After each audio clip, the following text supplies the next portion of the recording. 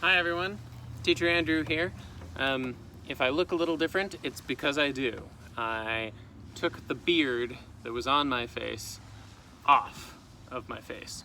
I usually do this earlier in the spring, but because of all this staying home, I guess I just didn't get around to it until it really was basically summer. It's going to be summer in a couple of days, and it's very hot today, and I woke up this morning, I was reading a book about somebody having a shave, and then I just thought it was time to do it. So it's the new me, but also sort of like the original me.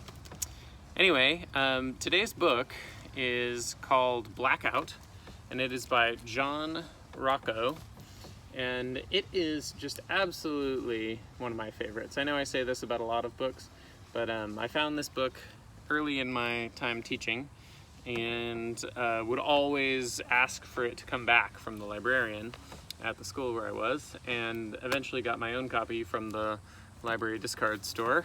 So this used to be a library copy, but now it's mine. If you ever see these little things on the inside of the books that I open, it's called a book plate, and I would put those into my books so that they didn't get mixed up with real library books. You ever just look out the window with your head in your hand, thinking? That's what she's doing. Blackout by John Rocco. It started out as a normal summer night. The city was loud and hot. Beep beep. Bzzz. Is the city loud where you are? It's not usually that loud here, but right now my neighbor is using a weed whacker. That's the background noise. And there's just no other time for me to do this, so here I am. So she's taking a game down from a shelf with the TV on. The sister is saying, "And then he said," while petting the cat.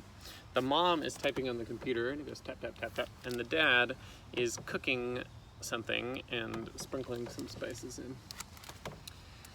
Kid brings down the shelf, or the game from the shelf. It says, "Scratchin', 2 or more players."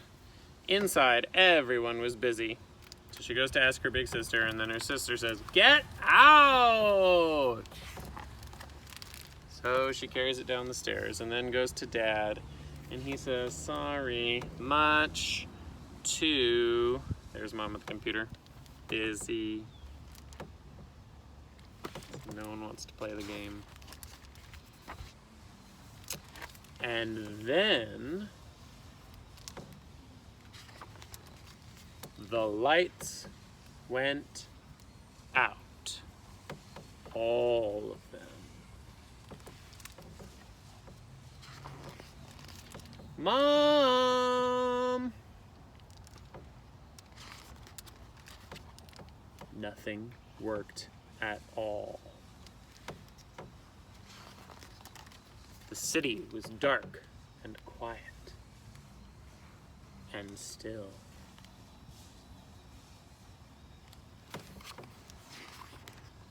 We huddled around flashlights and candles. Meow!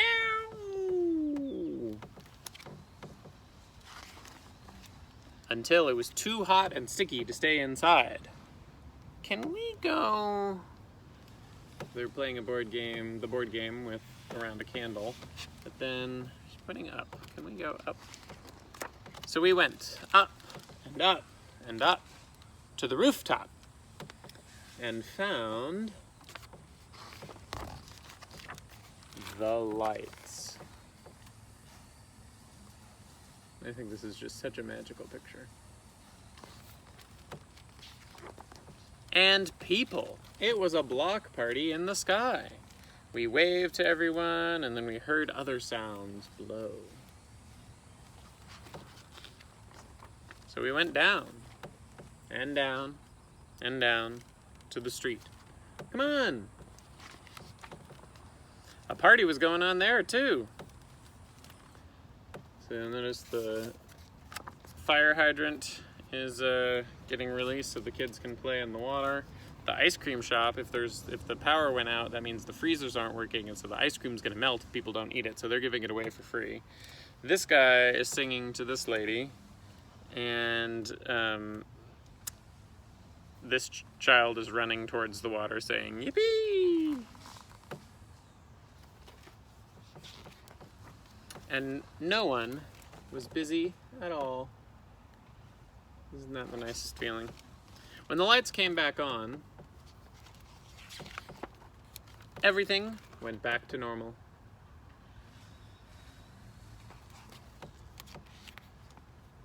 But not everyone likes normal. I gotta go.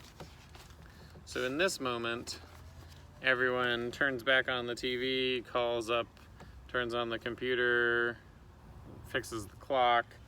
Then she gets the idea to turn it all off and to keep playing in the candlelight. Good idea, buddy, says the dad. The end. And there they are, enjoying the night together. All right, everyone. Thanks for joining me. See you next time.